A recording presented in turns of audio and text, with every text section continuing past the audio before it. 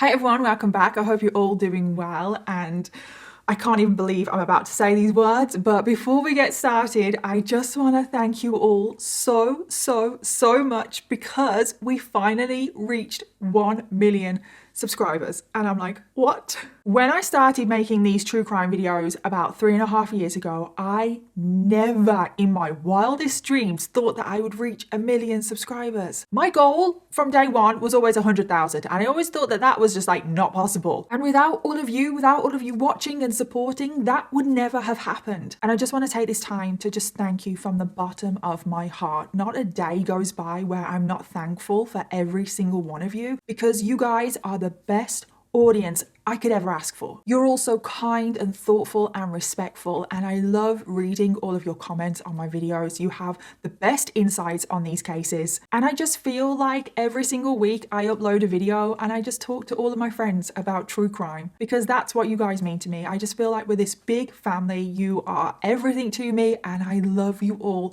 so much, and I will continue to provide the best videos that I possibly can because I love doing this. And I can't believe that we reached the milestone of 1 million. Okay, I'm going to shut up now. I'm going to stop rambling because we need to get on to today's case. And wow. I don't even know where to begin with today's case. Today's case has to be one of the most sick and twisted, unbelievable cases ever. Today we are heading to a place called South Mountain, which is located in Nova Scotia, Canada. And back in the 1980s, a family called the Gоlеr clan lived there. And one day, a shocking revelation came out about this family, and that is that this family was possibly one of the worst incest families to ever exist. Do you know what the word incest means? Insects? Incest. No. You know what incest means? I know what it means. I'm old enough to know. There ain't been none of that going on that I could see. And I don't know why they try to make a great big scene of it anyway. And I know we've covered incest before on this channel, but nothing to the scale of what is today. I'm talking about everybody, brothers and sisters, fathers and daughters, grandfathers and granddaughters, nieces, nephews, cousins, aunts, uncles, like everyone. We're talking at least 5 generations of inbreeding. But the worst part about all of this is that all of the adults in this clan were abusing all of the children. We're talking 10 plus adults, and every single one of them is abusing children. Every single child, whether that was their own biological child or their cousin, nephew, whatever. On top of that, these children were also being pimped out to strangers in the local area in exchange for something like a pack of beer. And when the revelation came out about the Gоlеr clan, they were given the nickname the Hillbilly Sex Ring. However, since the day that it got revealed about the Gоlеr clan and everything came crumbling down and everything, since then, no one has really spoken about this, which I just find unbelievable. And I'm sure most of you will find this unbelievable as well, because most of you have probably never even heard of this case. And that in itself is crazy. This case needs to be talked about more. And that is why I wanted to cover this case, because it needs to be talking about more. These victims, their story, their voices need to be out there. So just prepare yourselves for this one. It is a sick, twisted, makes you want to throw up kind of case. So just be aware of that. It's horrific beyond words. So this is the case of the Gоlеr clan. And I just want to give a huge thank you to today's sponsor, and that is Magellan TV. And as mentioned, today we are going to be talking about the Gоlеr clan and the abuse that went on in that household behind closed doors for decades. And horrific abuse like this can happen in any household all over the world. And this is evidenced in a completely heartbreaking and tragic documentary that I have been watching called Behind Closed Doors. And this documentary starts off in such a horrific way. It follows a London police team as they try and tackle some of the worst domestic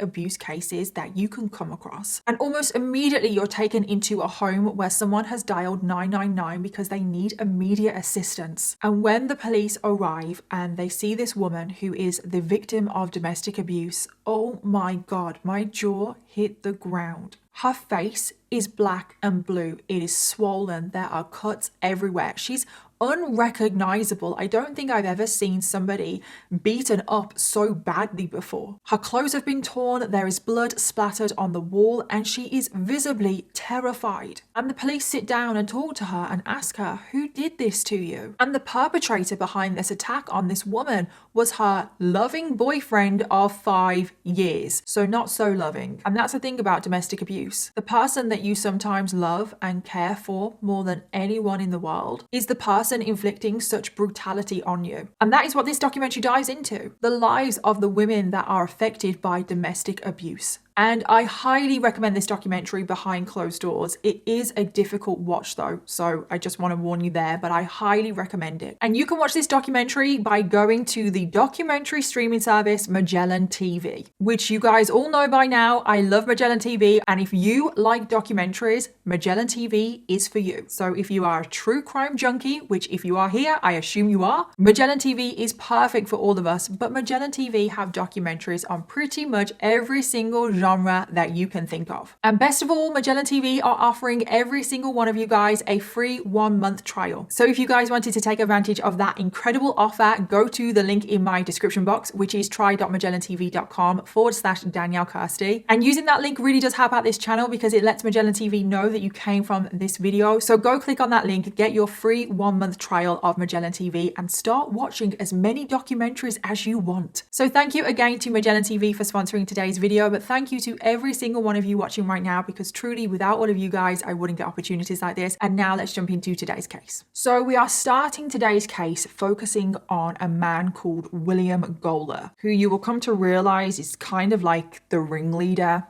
the cult leader of this clan, whatever, and he's evil. Pure evil. So William Gоlеr was born in 1945. An exact date of birth is not known. And he grew up in Nova Scotia, Canada, which is where the rest of today's case takes place. And when he was growing up, William and his family specifically lived in an area called South Mountain, which as the name suggests is like a huge mountainous area, and it's absolutely beautiful. And the family lived in an average size home on Deep Hollow Road, which is just off like a narrow, windy road off the mountain. And it's very remote. I feel like that is an understatement. It is the kind of place where you could live and no one would know what you're up to. Kind of like Cabin in the Woods. No one is aware of anything. Think Ted Kaczynski vibes. And the fact that you could live in this home and there is no prying eyes around is definitely significant to today's case. So inside this house were William's parents, Stella and Charles. And there were also William's 7 siblings called Henry, Cranswick and Cecil. And then he had 4 sisters called Stella, Marjorie, Josephine and Mary, and all of them do kind of pop up throughout this case. I know, I'm really sorry, there are a lot of names in today's video, but just know they're the siblings, they're the children. But it wasn't just William and his siblings and his parents that lived in this house, it was the whole extended family. William's grandparents also lived in the house. There was also like 6 aunts and uncles, as well as a load, too many to even count, of William's cousins. There was like 30 plus people living in this pretty average size home, so you can imagine it was cramped. And don't worry, I am not going to tell you all of the names of the people that live in this house because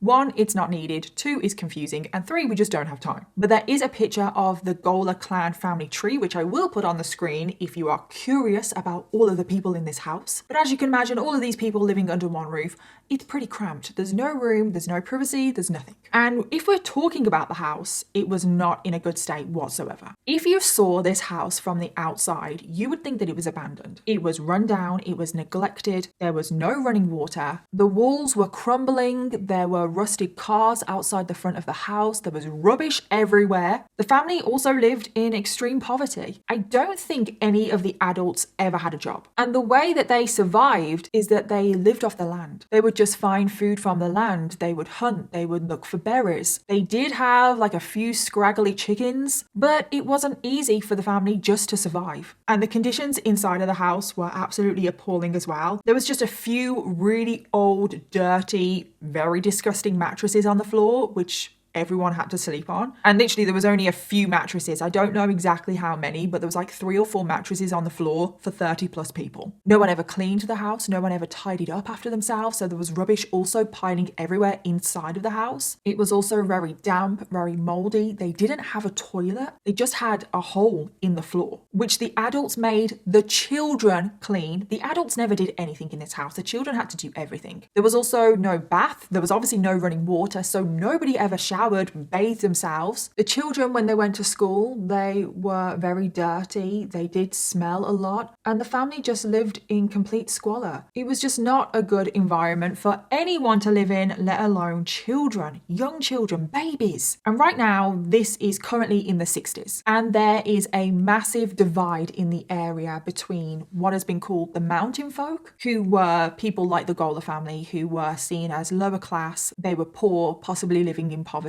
And then the townspeople, who were upper class, and they looked down on the mountain folk people. And because the Gоlеr clan were the mountain folk, they were stigmatized, they were outcasts. The children, when they went to school, they were bullied. And the children had pretty much no prospect in life. They had no dreams, no ambitions. They didn't see a way out of their situation. So everything that I've just said, it sounds pretty bad, doesn't it? Like, no one should live or grow up in an environment like that. But that is not even the worst of it. No, because if you remember from the intro, I've talked about incest. And now we need to talk about that incest because William Gоlеr comes from a long line of incest. The Gоlеr clan has existed for 100 plus years. William's earliest ancestors can be traced back to 1860, and it is thought that right from the very beginning, it was just generation after generation of incest. William's great-great-grandfather started having sex with his sister, and then they had children. And then those children started to have sex, obviously when they're adults, but those children started to have sex with their siblings, and then they had children,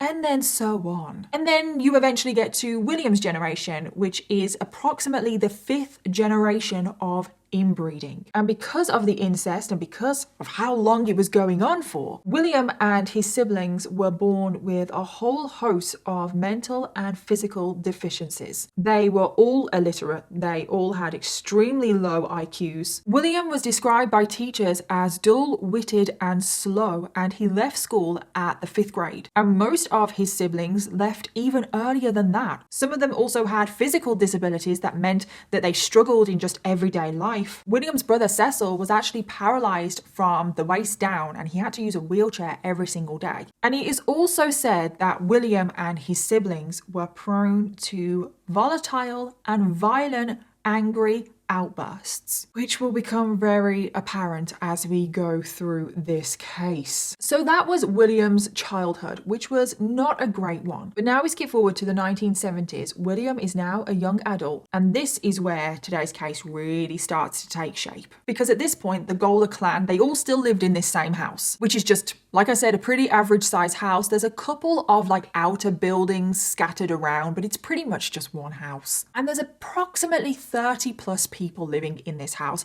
It's hard to say the exact number of people living in the house at what time because there's not really any records of people, but there's approximately 30 plus people. The Gоlеr clan is one of those families that if you are born into that family, if you are born into that house, you don't leave. So at this point in the 1970s, nothing has changed. William still lives there with his parents, with his grandparents, with his siblings, aunts and uncles, cousins, everyone. And now this is when William is currently 24 years old. He decides that he wants to settle down. Now, given this case, given the fact that it's incest central, you would think that William would maybe settle down with his sister, maybe a cousin, maybe an aunt, who knows, maybe even his own bloody mom. But no, shockingly, William actually decided to go for somebody not directly related to him, which is a real shocker for today's case. And this someone that William chose to settle down with was someone called Hazel Pinch, who was a 16-year-old girl, which is no better. And when the two of them met,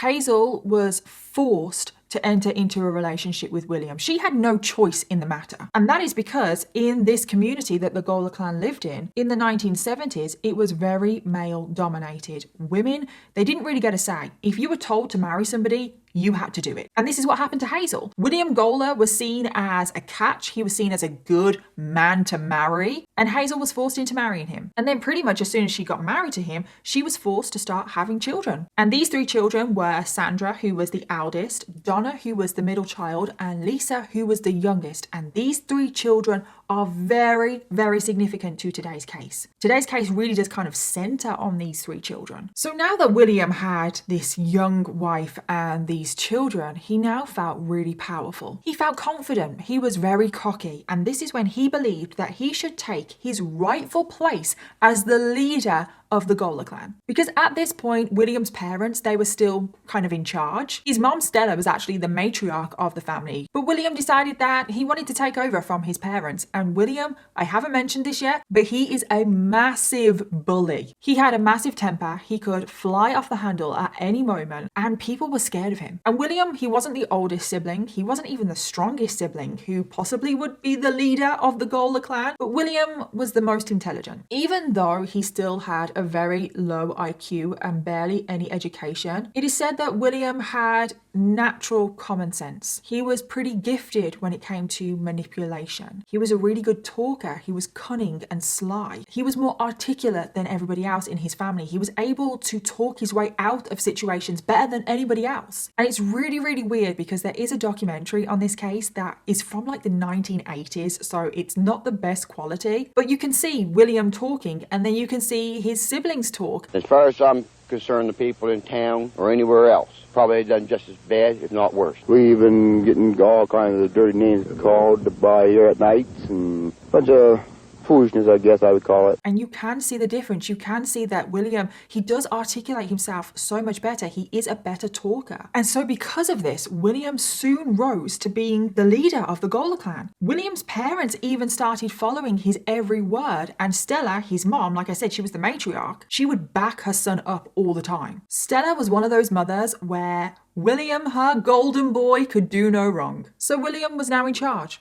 of everyone. His parents, his grandparents, all of his brothers and sisters, his aunts, uncles, cousins, the children, everything. William is in charge. What William says goes. And as soon as William was in charge, he started laying down all of these new rules. He started to change everything. He made all of the adults go out and get low-paying jobs, which is something that none of the adults had ever done before. And at the end of the week, he would collect everyone's paycheck because William, of course, was in charge of all of the money. William also started to claim benefits from the government for himself because William claimed that he was unable to work and William would fake illnesses and disabilities and all stuff like that. So William made everyone else go get a job, but he didn't want a job for himself. The family also started to get involved with petty crime. William also decided what outsiders were allowed in the clan, because some people did marry from the outside, like William did. Well, William would decide who was allowed in and who wasn't. William also decided which children went to school, what the children ate, what they wore, what games they were allowed to play. William essentially controlled every single aspect of this clan, and things are only going to get worse from here. And now we need to talk about William's 3 children, because very sadly, it was not easy for these 3 children growing up with William as a father and in the Gоlеr clan. So these 3 children, they were obviously being raised on the same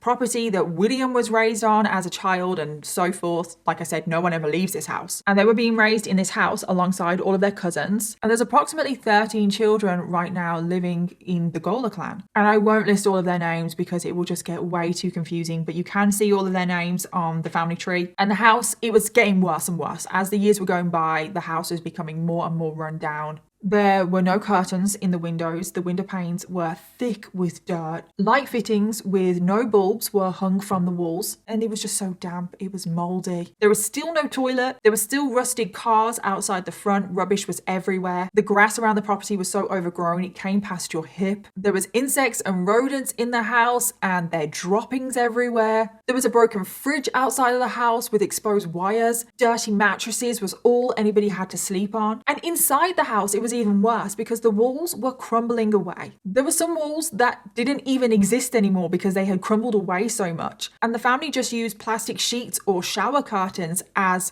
walls, as room dividers. The only seating in the house were car seats, like from a car taken out of the car, probably taken out of the rusted car that was out the front, and bolted to a piece of wood. There were no carpets, it was just bare floorboards. And like I said, there was trash everywhere, and it was actually the children's job to collect all of the trash from inside the house and outside of the house and pile all of the trash in the attic like it's their own landfill up there. And then once the attic got too full, the children were just made to throw all of that rubbish from the attic all over the lawn, and then they would just start to collect the trash again and refill the attic, which doesn't make sense to me. It's like, Why are you just transporting the trash everywhere? Whatever. Hygiene was a word that no one knew in this house. No one ever cleaned their clothes, cleaned themselves. They probably didn't even have things like toilet roll or anything like that. And like I've already mentioned, there is a documentary from the 1980s, and you can see the house. You can see the Gоlеr clan. You can see the outside, and it's just so strange to think about this house and what's going on in this house and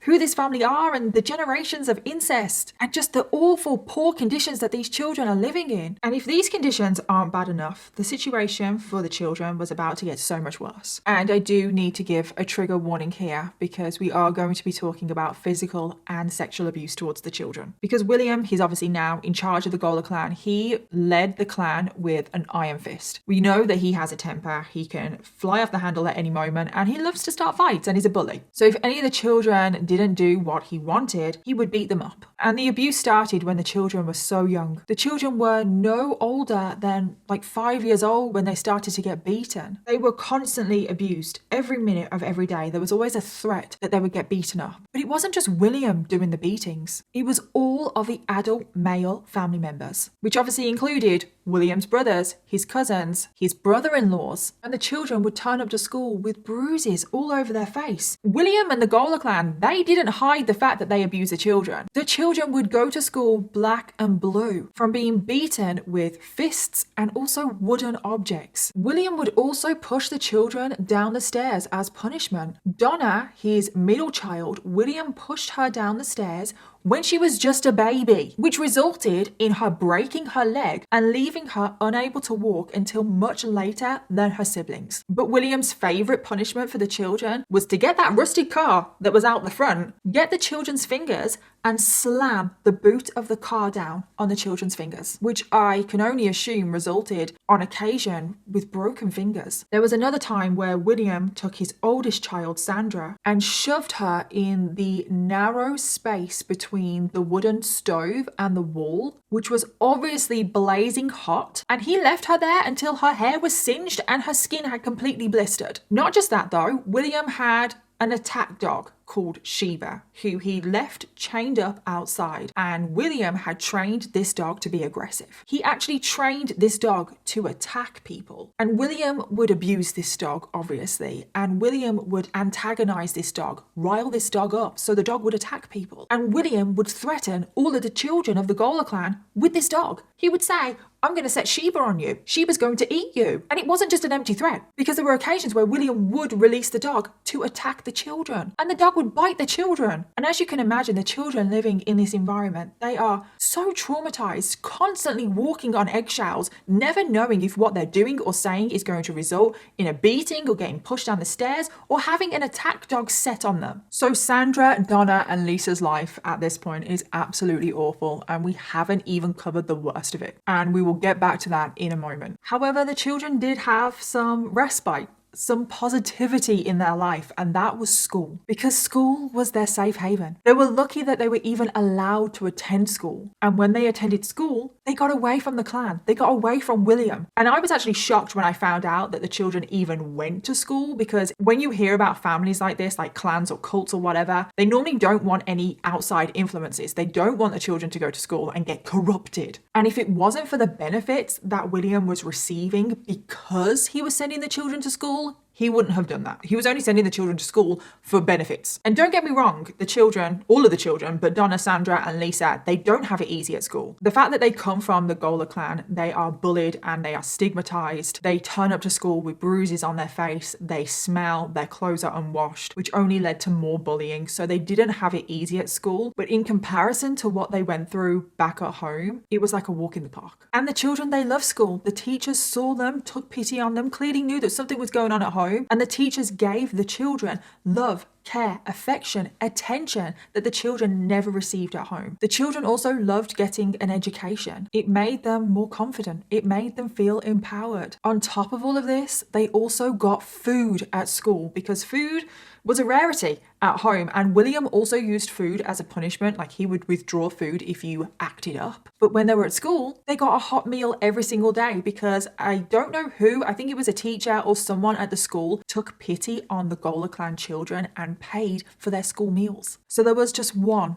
one source of positivity for these children. However, unfortunately, there isn't any more good news for the children. I wish I could tell you something else that the children enjoyed, but it was just school and that was it. Because we now need to get back to the horrendous home life that they had. And we are now going to be talking about the sexual abuse that all of the children went through. We cover a lot of cases on this channel that include sexual abuse of children, but today's case has to be one of the worst sexual abuse cases against children I have ever come across. So I just need to warn you all before we get on to this next bit. So at this point, it is now the late 70s. Incest is still rife in this family. I mean, it's a way of life. Not that that is an excuse, because I'm sorry, you know not to have sex with your children. You know not to have sex with your siblings, but it is a way of life for the Gоlеr clan. So brothers and sisters are having sex, fathers and daughters, grandfathers and granddaughters. Everyone is having sex with everyone. And it's bad enough when it's adults participating in incest. However, the adults were insisting that the children participate as well. The grandfather of the family, Charles, he was actually having sex with two of his daughters, Marjorie and Stella, and he got them both pregnant within a 2-year period. So then they both carried his baby, meaning that they were carrying his grandchildren and his children at the same time. In another case, a father was abusing his daughter. She was 15 years old. He raped her. She got pregnant. The daughter had to carry the baby, go through with the pregnancy. And when she gave birth, she had to give up her baby to her mom.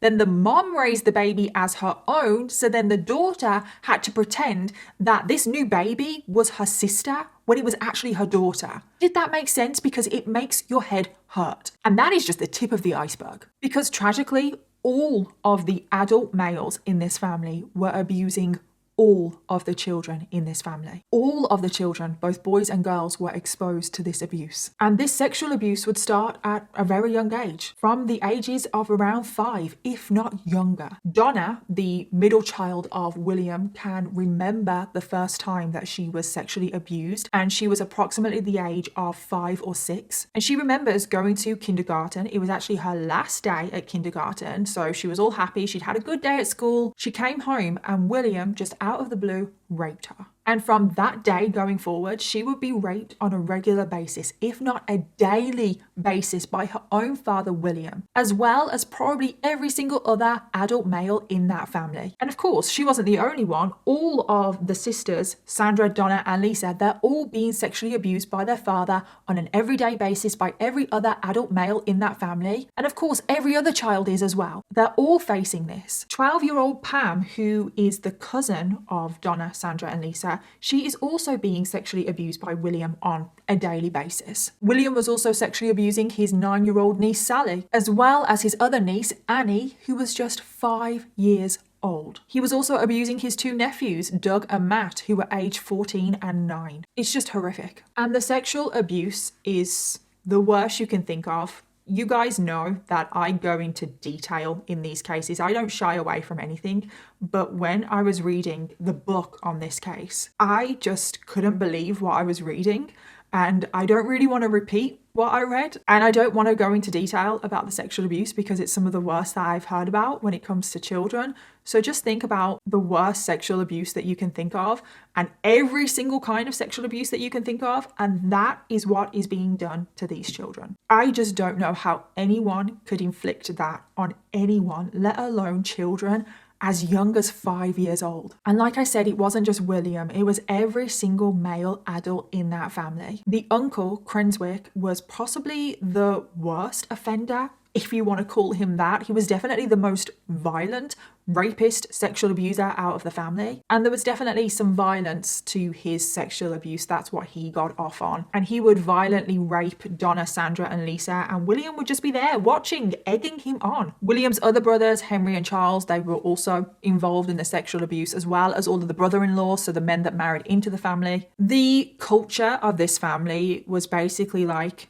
if you can grab a child, you can do whatever you want with them. And that's essentially what happened. The adult men in this family would just grab a random child and do whatever they wanted with them. Most of the children were raped by dozens of men who had, quote, done them in every single way imaginable. You can go and read the book on this case if you want, but I cannot even put it into words how bad this abuse was. And then there was one uncle, Cecil, who was paralyzed from the waist down, so he had to use a wheelchair. So he couldn't rape the children himself. So what would happen with Cecil is that he would be wheeled into a room and he would watch the other male family members rape the other children, and he would be there like grunting and giving encouragement, and he was enjoying it in his own sick and twisted way. Sometimes multiple children would be abused at the same time. So a male family member would walk into a room, grab as many children as he wanted, take them into another room and rape and sexually abuse them at the same time. And then there were other times where multiple adults would sexually abuse multiple children at the same time and have their own sick and twisted orgy. And then, just to make everything just a million times worse, is that some of the adults, for their enjoyment, they would make the children sexually abuse each other. Younger girls in the family were routinely raped by older male cousins. And you might be thinking, okay, so what about all of the women, like the adult women? Because obviously I've just been talking about the men here. What are the women doing? Well, they were joining in, of course. They would actually hold down the children whilst they were being assaulted. So the women never technically participated in the sexual abuse themselves, but they were okay with it. They would hold the children down. They basically were participating by not doing anything. It even got to the point where William would invite strangers into the home to just pick a child to rape. Yeah, he's pimping out all of these children. He would make all of the children line up against the wall, invite a stranger in and go, which one do you want? And he would do this in exchange for as little as a pack of cigarettes or a pack of beer. And then, just to top it all off, the other children were forced to watch this stranger rape whatever child they had chosen. And what about if a child ever struggled, tried to get away, refused to be sexually abused? Well, of course, that was not on, so they were beaten severely. They were violently beaten into submission. And then they would still be raped anyway. So the children learned that what was the point? What was the point in putting up a fight? But it wasn't just that. William liked to play sick and twisted mind games with the children. His favourite game was called the mailbox game. And whichever child got to the mailbox first would get a whole day off of being sexually abused. Yeah, that was their reward. They wouldn't be raped for a day. And the reason why William wanted to play these mind games is that it was another control tactic. He wanted the children to feel like they were in competition with one another, that there was tension. And it said that this was just a way of life for the children. They just had to expect it. And even though there are generations of incest and abuse and poverty and all stuff like that, it was when William became the head of the clan that the extreme abuse started with the children. And things right now are absolutely awful for the children. And I cannot believe I'm about to say this, but it gets worse. I know. How the hell does this get worse? And that is because we haven't met possibly one of the most evil people from this case. Because this is when William meets his pure evil equal called Wanda. And she would be the catalyst for everything changing. So at this point, William was in his mid-30s. His wife, Hazel, is in her mid-20s. And this is when Hazel decided that she did not want any more children, which I do not blame her. So she went to hospital to have surgery to get her tubes tied. But she obviously needed to go to hospital, so she needed to stay in hospital for a little while. And William was not happy with this. Because William, if you haven't already gathered, is lazy. Doesn't do anything for himself, does not lift a finger. Hazel has to do everything when it comes to raising the children. William literally just abuses people. So William decided he needed some help. He needed a young woman to move into the home to help take care of the children, take care of the home. And I'm like, really? No one looks after these children and no one cleans this home. So why all of a sudden does he want a young woman to move in to look after the children? But anyway, the young woman that he finds to look after the children and the home is Wanda. And currently Wanda was 20 years old, so thankfully she's an adult. And Wanda had had a pretty tough childhood. She also came from a family that lived on the mountain, and she had been sexually abused from a very young age. In her teenage years, she also got in trouble with the law. She was arrested for shoplifting and burglary, and she was described as someone that was just incredibly headstrong. When she was 18, Wanda left home. She got a job as a waitress, and then at the age of 19, she got married to a man that abused her. 8 months later, they got divorced. And then, now she's 20 years old, she is employed by William Gоlеr to be a nanny and a housekeeper. And this is where this case gets so much worse, because Wanda is the definition of pure evil. She is equal to William, if not worse. So Wanda moves in, Hazel is in hospital, obviously recovering from surgery, and I bet you can guess what happens pretty much instantly. William and Wanda start up a sexual relationship.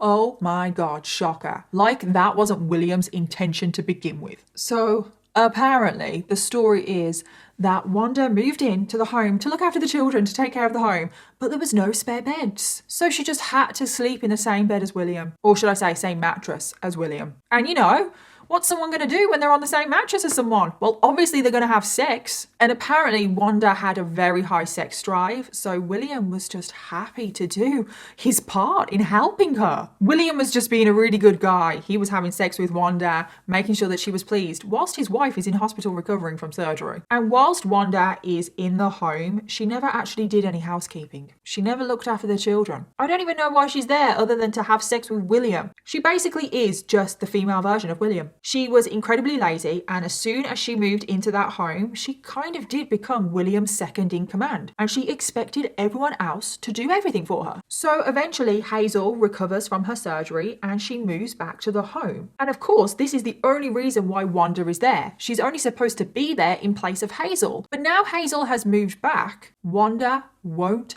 leave. But Hazel, of course, was not happy to go back home and find another woman in her husband's bed. But William said, tough. William actually said that it is a man's prerogative to have sex with whoever he wants whenever he wants. So Hazel has to put up or shut up, or she could just join them. And in the end, Hazel just put up with this. She had nowhere else to go, plus her 3 children are living in that home. So every night from this moment, William, Wanda, and Hazel sleep on the same mattress. Hazel is literally there on the edge, whilst William and Wanda are having sex next to her. And this went on for months, and the tension in this home was building and building. The 3 adults were constantly in a bad mood. The children, especially Sandra, Donna, and Lisa, they're tiptoeing around these adults even more than normal, because William is in a worse mood than normal, and we all know what happens when he's in a bad mood. There were many occasions where Hazel would move out of the home because she had just had enough with what her husband was doing, but she didn't have any money, she didn't really have anywhere to go, so it wouldn't be long until she found her way back to the Gоlеr home. Hazel was also incredibly angry, constantly lashing out at Wanda, which in this instance, I can't blame her. Hazel was also threatening to kill Wanda all the time, but William always took Wanda's side. Wanda could do no wrong in his eyes. And if Hazel ever caused any trouble, Hazel would be severely beaten. Most nights, Hazel was left black and blue. And in the end, Hazel demanded that William choose Hazel or Wanda. And what did William do? Well, he just laughed in Hazel's face and just went, no, I'm not choosing. You can either stay and shut up or leave. So Hazel left, and this time she left for good. She never returned. She got herself a little apartment, and then she wanted her 3 daughters to live with her. She wanted them away from their abusive father. She wanted them away from that incestuous house. And I don't really know how I feel about Hazel, because she was obviously 16 when she first got married to William. She was a victim herself, very vulnerable. She had no choice in the matter. She had to have children. That was also not her choice. She's obviously being physically abused, possibly also sexually abused. But then she'd never stood in the way of William abusing her children. She just left him to it and even enabled him at times. So I feel very conflicted when it comes to Hazel, because obviously for some parts she's definitely a victim, but then she enabled her husband to abuse their children. And that just doesn't sit right with me. But anyway, Hazel is out now. She wants custody of her own children. And she went through the courts. She went through the proper process. She thought that she could win because the father is abusive. But when it actually came to the custody hearing, the courts denied Hazel's request. The courts actually said that the children would be better off with their father, William. And I'm like, what the actual hell? No one has any idea why the courts did this, because it just doesn't make sense. And of course, this was the worst decision forever because the lives of these 3 children is only going to get worse. The 3 children, they basically never saw their mom again. They were in the primary care of William and Wanda. And this is when Wanda truly became the monster that she is. Because as soon as Hazel left, Wanda started to climb the ranks of the Gоlеr clan. I mean, she basically was already second in command, but it was now that she replaced William's mom, Stella, as the matriarch. She seemed to be the one that kind of made the decisions, was always there to back William up, and it was all driven by sex. That's the hold that she had over William. She gave William sex whenever he wanted. It is said that all William had to do was literally point to the bedroom, or should I say point to the mattress, and she would be there willing and waiting. And Wanda did whatever she wanted on the Gоlеr property, and William always backed her 100%. And it was now that Wanda became incredibly intimidating to the younger children. She had this really weird way about her where she was obviously an adult, but she acted like a child at times. It's almost like she did have 2 personalities. I'm not saying that she did, but it almost was like that. She had this way where she would speak in a real childlike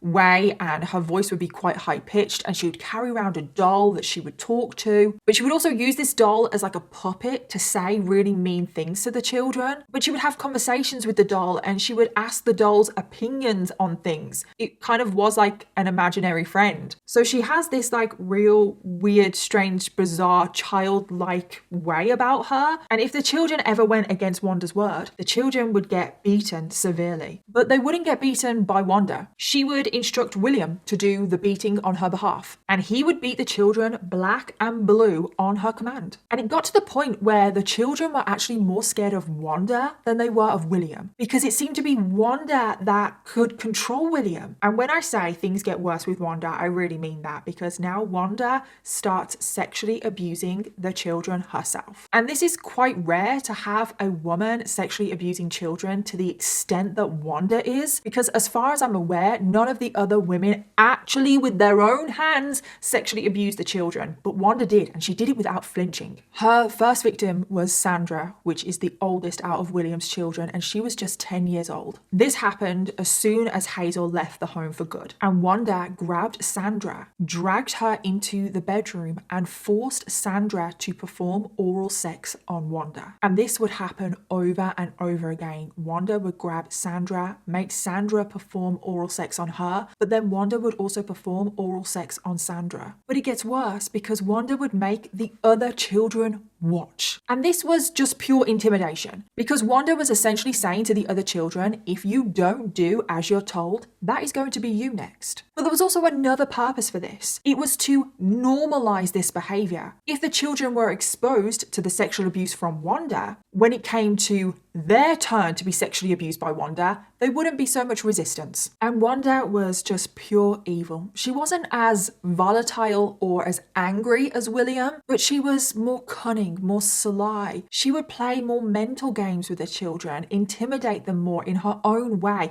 especially with that little doll that she carries around. Which is why the children were even more scared of Wanda, because with William, if he was angry, you would make yourself scarce. You would know if he was in a bad mood. But Wanda, she always had this kind of like eerily calm exterior, and you never knew when to avoid her. And just like Wanda planned, she went from just abusing Sandra to now abusing every single child in the clan. She moved on to Donna, the middle child, and then she soon moved on to Lisa. And she was sexually abusing Lisa when Lisa was only 3 years old. She was also sexually abusing the cousins, who were 12-year-old Pam, 8-year-old Sally, and 5-year-old Annie. Wanda would penetrate these girls in various different ways, using her fingers and various objects that she found around the home. She would then whip the girls with a length of bicycle tire if they ever disobeyed. Wanda then also started to sexually abuse the boys in the clan. She started off by performing oral sex on them and then forcing them to perform oral sex on her. She would also force the young boys in the clan to penetrate her, which was incredibly traumatizing and confusing for them. And there is actually a quote from the book I used from my research, and it was from Matt, who was one of the young boys. He was actually 7 at the time, and he said, quote, "She summoned me to the bedroom and cornered me.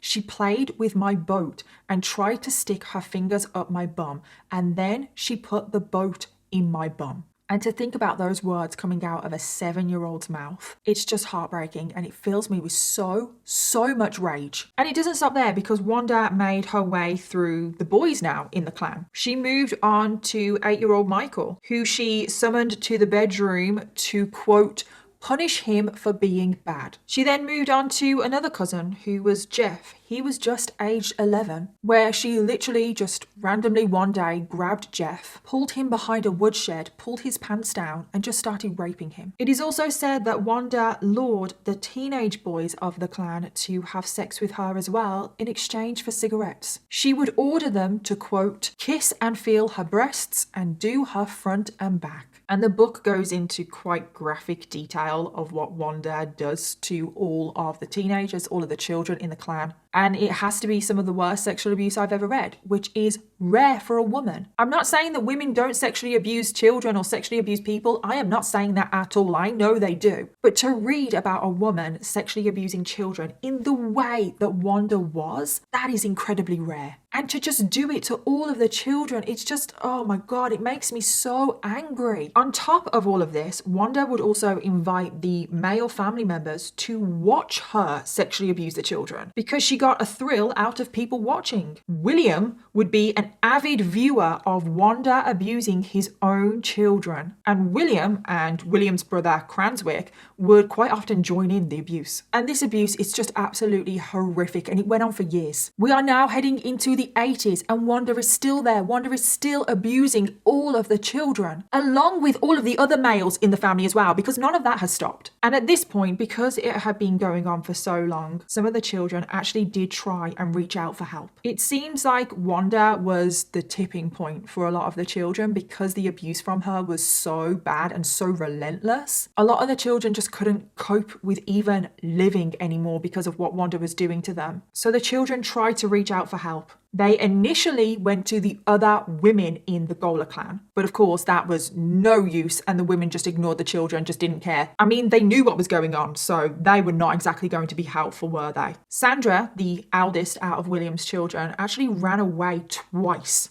Police picked her up both times, and Sandra tried to tell the police about the abuse both times, but she was completely ignored and she was dropped back home. It's just unbelievable. How can the police pick up a runaway child and the child expresses that they have ran away from home because they are being abused both physically and sexually, and then the police are just like, who cares, and drop the child back? And when Sandra was dropped back, she was beaten so severely by William for running away. On another occasion, Donna, the middle child, told a teacher about the sexual abuse. But instead of the teacher reporting the abuse to the correct authorities or the police, just somebody, the teacher actually phoned up William. It's baffling. What the hell? What was going through that teacher's brain at that point?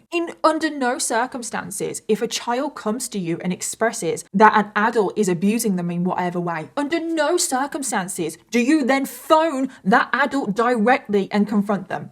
No, that is not going to help anything. That's just going to make everything worse. So the teacher phoned up William and told William that his daughter was saying, quote, saying horrible things about him. She's not, though. She's just telling the truth. The children were definitely stigmatized, and that did play a role in the fact that no one believed them as well. No one wanted to listen to the lower class Gоlер clan children. No one wanted to get involved in that. It was just too much hassle. But it just blows my mind that these children were completely ignored. Multiple children told multiple people about this abuse and no one listened. So we now jump forward to 1984, and the sexual abuse of the Gоlер children had been going on for well over a decade. And finally, this is when everything comes crashing down. And it all started on the 21st of January 1984. And at this point, Sandra, the oldest child, had just had enough. She was now 14 years old. Her dad had been sexually abusing her for about a decade now, and Wanda had been sexually abusing her for 5 years. And she couldn't take it anymore. So one day, whilst Sandra was at school, she was acting out, which was pretty normal for Sandra. She definitely was a little bit of a troubled kid in school, which can you blame her considering what her home life is like? So she's acting out in school, and she was asked to leave the classroom to stand in the hallway. And she would only be allowed back in the classroom when she was going going to behave properly. And this had happened so many times. This was so normal. It happened nearly every day that Sandra was sent out of class. But there was something different on this day, because on this day, Sandra was crying.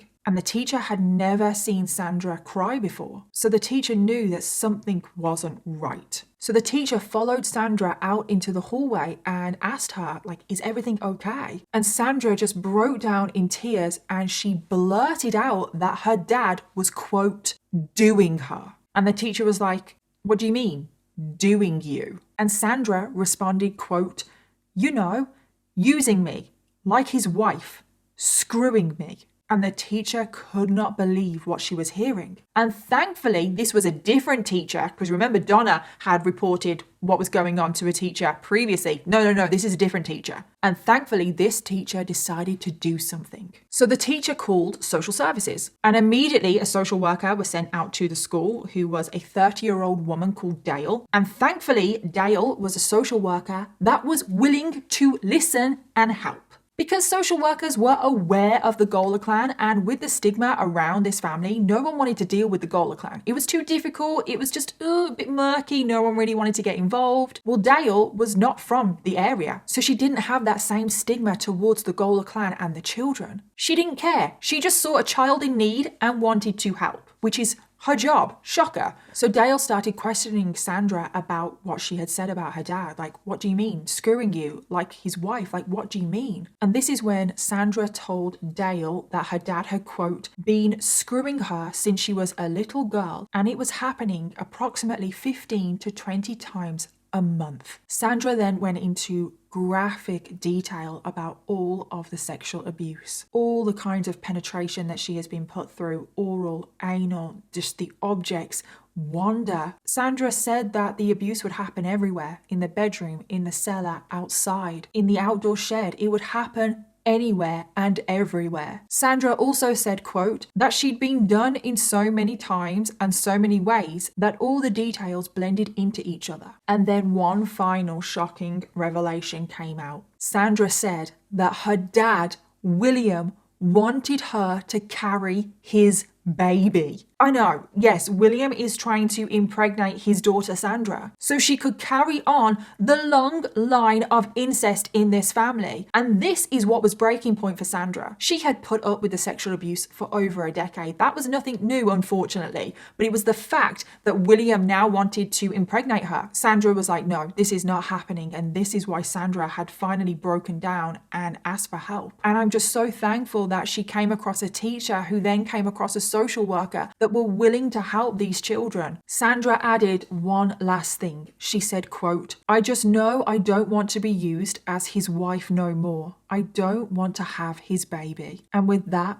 Dale, the social worker, sprung into action. Dale immediately got into contact with the Royal Canadian Mounted Police, and with a stroke of luck, the two officers that were assigned to the case were also willing to help and also didn't have a stigma towards the Gоlер clan children, as many of the other officers in the local area did. And the first thing the officers did was to take Sandra from the household and place her in the custody of the Family and Children Services, because they knew it was no longer safe for Sandra to ever go back to that home. And over the next couple of days, Sandra sat down for multiple interviews with police where she told them everything. She told them about the decade-long sexual abuse that she was going through, that her sisters were going through, that all of the children there were going through, and that it was coming from both the male and the female members of the family, and that Sandra had been penetrated by pretty much every single adult member of the Gоlер clan. It was just one big sex ring, that they were even being pimped out to strangers. And whilst these interviews were going on, back at the Gоlер household, things were not good at all, because Sandra had been missing for 2 days. There were police hanging around, and William had heard rumours that Sandra had talked to the authorities. And of course, he was absolutely outraged. So what did William do?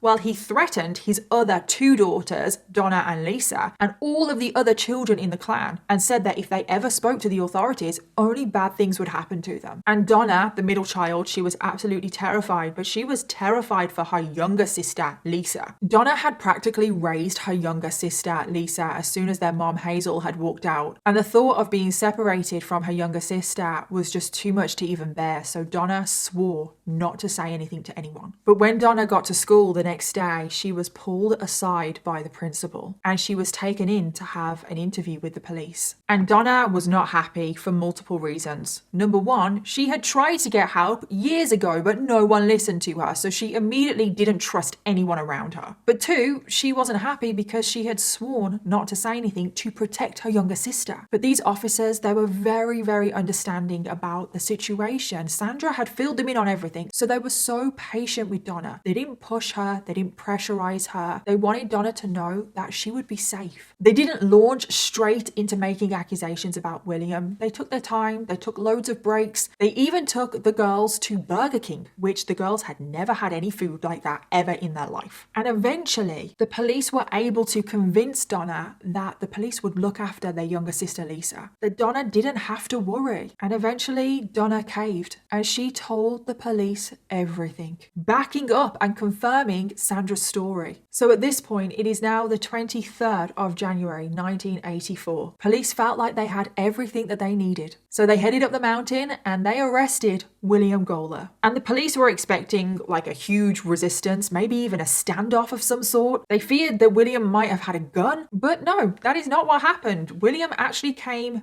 peacefully, which does not sound like William at all. However, William, it was just all a big game to him and he put on his best acting skills because remember, he thinks that he is really intelligent. He thinks that he can manipulate and lie his way out of everything. So that is what he thinks he's going to do in this situation. And if he puts up a big fight against the police, he's going to look guilty. He thought he could charm his way out of this. So in the interview, the police confronted William about everything that Sandra had said. And William, after hearing all of the accusations against him, he didn't even flinch and he just said, no, that didn't happen. My daughter is lying. Because William truly thought that he was going to be able to get away with this because William thought that it was just Sandra's word and Sandra's word alone. But it wasn't, because the police had conveniently left out that Donna had also backed up the story, and it would be Donna that would ultimately be William's downfall. Because throughout the interview process, Sandra started to struggle and she didn't think that she had the confidence to actually stand up in court and testify against her dad. However, Donna, who I just want to point out is only 11 years old at this point, she was determined. She wanted to protect her little sister Lisa at all costs. She wanted to make sure that her sister Lisa and no other child ever got sexually abused again by William or the other adults in this clan. And Donna stood up to her dad once and for all. And over the next few weeks, the investigation really went into overdrive. Sandra, Donna, and Lisa were all taken out of their home and placed into foster care. The other children from the house were also rescued at a later point, and this was the first time that all of the children had ever experienced any kind of love in their life, attention, food, hot food every single day, a roof over their head that wasn't crumbling in, an actual bed. And one by one, as the investigation was going on, the police arrested every single adult member of the Gоlеr clan. And this was 15 adults in total, which included William's girlfriend Wanda, the evil monster, William's brothers Henry, Cranswick, and Cecil, brother-in-laws, everybody. And William, in his interviews, he always denied everything. However, the same cannot be said for the other family members. Because the thing that you have to remember about the Gоlеr clan is that all of the adults, they have very low IQs, very low intelligence, apart from William, who still has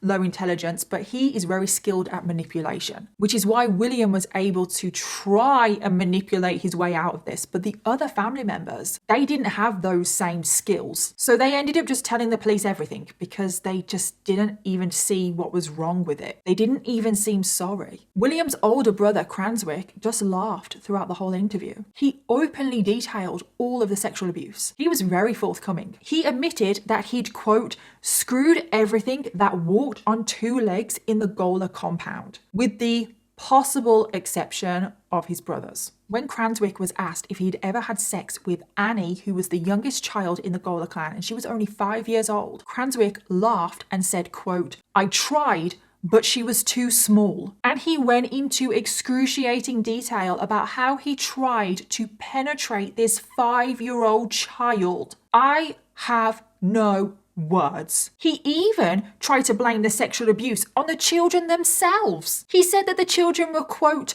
horny types, and that they were the ones to come onto him. And when he was asked if he forced himself onto them, Cranswick said, quote, "I wouldn't hurt anybody. I'm not that kind of guy." And I'm like, we have very different definitions of what hurting people is then, clearly, because you trying to penetrate a 5-year-old child is clearly trying to hurt somebody. And all of the other interviews with the other adult members kind of went the same way. They either laughed through it, they admitted to everything, they were never sorry, no regret, didn't see anything wrong with what they had done, and blamed it on the children and said that the children were promiscuous. And unbelievably, and I feel like I want to pull my hair out at this, these horrific monsters, all of them, were released on bail. The police didn't see how any of the adults were a threat to society. Have you ever heard of such nonsense in your life? Tragically, this makes me so angry, is that one of the older children, they were 14 years old, this was Doug, he wasn't rescued from the Gоlеr household. Don't ask me why, because he's still a child. I don't know why he was left behind, but Doug, the 14-year-old, was still in that house,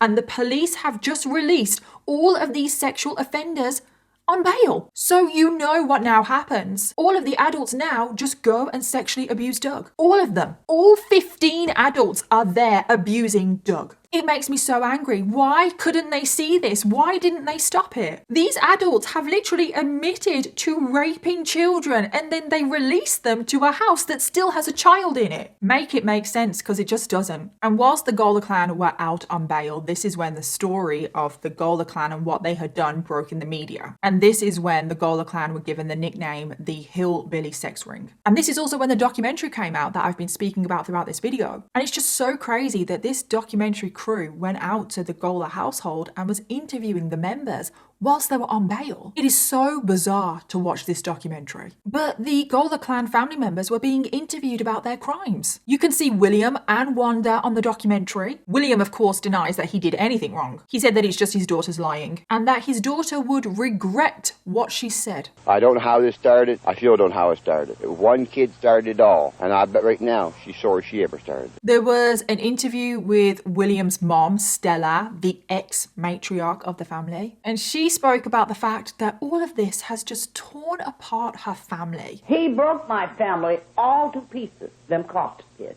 in New Minor. He come here and got them boys when they wasn't guilty. Them kids lied on us and put us all away. And it's just like, oh no, that's so sad. Your sexual abuse and your actions has torn apart your own family.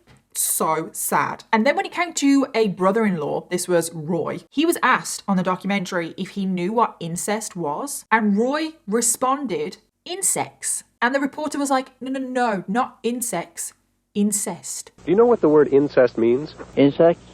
Incest. And Roy just responded, no. Incest. No. And I'm like, wow, these people don't even know what incest is. And a few weeks passed, and the authorities finally charged the Gоlер clan with over 150 charges related to incest and sexual abuse. Most of the family members pled guilty because they knew there was no way they could get out of this. But then when it came to William, we all know what he is going to do because he thinks that he can get away with this. So he pleaded not guilty and he wanted his day in court. And oh my God, William, he turned up in court acting like a completely different man. Apparently, William had gone through a spiritual transformation. He had found God. In the midst of all the denial, some of the Golers took up a sudden interest in religion. Willie, the prosecution has suggested that this whole interest in religion and whatnot, that it's some kind of a con game. Jesus is not a con. It's not a con game. Jesus is our Savior. I got baptized to believe in the Lord and to believe in this holy book. He turned up with a Bible in his hand. He was dressed all fancy. And I'm like, wow, did he really think that that was going to work? I don't bloody care. You have raped all of these children for over a decade. nothing is going to help you. And because William went to trial, this meant that the children had to give testimony in court, which is so traumatic. Sandra, the oldest, she went first, and the whole time her dad was just staring her down. And Sandra, bless her heart, she started to crumble on the stand and she could barely get her words out. However, when it came to Donna, she was not about to let her father intimidate her anymore. And I just have to remind you all that she's only 11 years old and she is so strong, so brave. And when Donna was on the stand giving her testimony, William was also staring her down. He was actually mouthing, "I'm going to kill you." And Donna, she immediately broke down. She was in tears, but she collected herself and she gave an incredible testimony. And the defense, I know it's their job, but they tried to tear down these children. They accused them of lying, saying that their evidence wasn't credible. But in the end, it didn't matter. Donna's testimony was so powerful that the jury reached their verdict. And William Gоlеr, thankfully, was found guilty on all charges. And then just when you think that this video is going to end on a happy note because all of these adults have either been found guilty or they've pleaded guilty and they're all going to go to prison for a very long time, you would be mistaken, because you would think that the judge would throw the book at these adults. Like, these adults are despicable. They are the pure definition of evil and they need to go to prison for the rest of their lives. But that is not what happened. The sentences in this case are appallingly low. When I was doing my research, I actually had to stop for a second and collect myself because I just truly didn't believe these sentences. So William Gоlеr, the ringleader of this Gоlеr clan, the most despicable man ever, only received 7 years in prison. 7 years. And that was the highest sentence. Everybody else, all of the other adults got less than that. There should be another 0 at the end of that. 17, not 7. Wanda, the right-hand evil woman beside William, only received 4 years. For the horrific sexual abuse of all of the children in the clan for about 5 years, she received less time in prison than the length of time that she was abusing children. How does that make sense? And that goes for William as well, because he only received 7 years and he has been abusing children for at least 10. None of it makes any sense. Cranswick, the older brother, the more violent out of all of the adults, he received 5.5 years. The other brother, Henry, only received 3 years. Roy, who abused the younger daughter, Lisa, so badly that she couldn't even bring herself to face him in court, only received 1 year in prison. William's sisters, Mary and Josephine, they were obviously complicit in the abuse, probably participated themselves in some sort of way. They only received 1 year. And the list goes on. All of the other adults in the clan received anywhere between 1 and 3 years in prison. There were also other people outside of the clan that were convicted, which were the people that the children were pimped out to in exchange for cigarettes and beer. But they were given tiny sentences, some of them less than a year. This is just absolutely appalling. These sentences are a joke, especially because most of the adults in this clan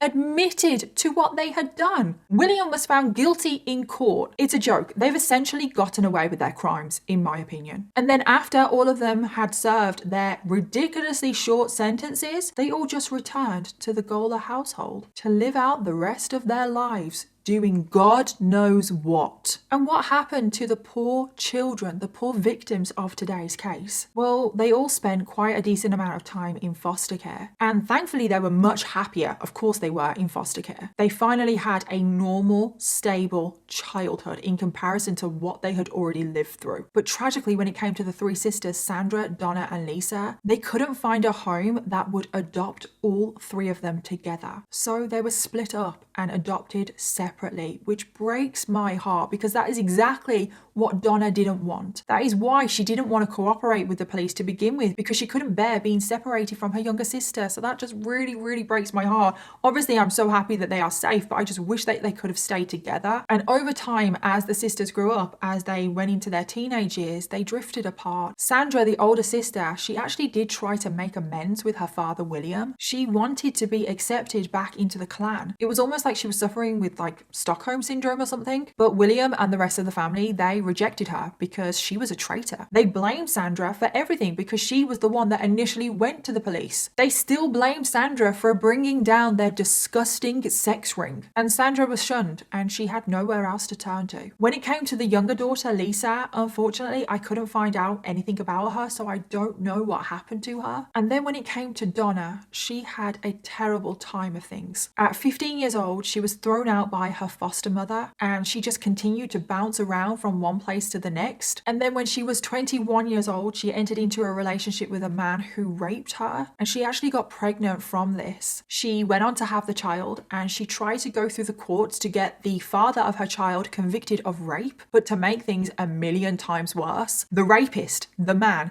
applied for full custody of the baby. And in court, it was revealed that Donna was one of the children from the Gоlеr clan, and therefore she was seen as an unfit mother. So the court granted the father of this child who raped Donna, they gave this man full custody. But Donna never gave up on her child. She continued to fight, and thankfully, she finally won custody back. But oh my God, how can a court use the fact that she is a child of sexual abuse as some sort of flaw on her character that would make her an unfit mother? But who cares about the man that raped her? But after this, her life picked up. She got engaged to another man who thankfully was a good man, took good care of her and her child. They went on to have another child together. Donna went on to get a job in nursing, and she spent her life caring for people. She also became an advocate for victims of childhood sexual abuse, and she spent a lot of time giving speeches, motivational talks, and campaigning on this subject. And I just think that Donna is incredible. And years later, she actually took a drive up to the Gоlеr clan house to try and get some closure. Her dad, William, was still there. Donna actually stuck her middle finger up at her dad as she drove past, which, good for her. However, what concerned Donna the most is that outside of the property, she saw children's toys. And Donna thought to herself, no, surely there are no children in this house. Surely the authorities would not allow that. And not long after Donna drove past the Gоlеr house, William was once again arrested and charged with more sexual offences against children, which is just insane. I don't know how this was allowed to continue, and I do not have any more information than that. I don't know if these charges were historical charges. I don't know if these were new charges with new children in that house. I just don't know, but oh my God, I just hope and pray that there are not more children in this house. The last article I could find on this case was from 1989, reporting that William was going back to court, and I couldn't find out if he was even convicted. And since that article in 1989, I couldn't find any more news, information about this case. It's almost like this case didn't happen. It's almost like everyone collectively agreed to just erase the Gоlер clan from history, because there is nothing on William, nothing on the Gоlер clan, nothing on any of the children, any of the victims, on the other adults in the clan, nothing. This case has not been spoken about for 25 years. And I'm like, oh my God, my mind starts to run away from me, and I just think, oh my God, they're still there, aren't they? This Gоlеr clan, they're still there. They've got to be. Oh my God, this generation of inbreeding. You think that it's going to stop? Because I don't. Oh God, I get so angry. I get so worked up. And that is why I wanted to talk about this case today, because of how little information there has been on this case for 25 years. And this case is just so shocking and horrific. And I don't know where the victims are today, but wherever they are, I just hope that they are doing okay. I hope and pray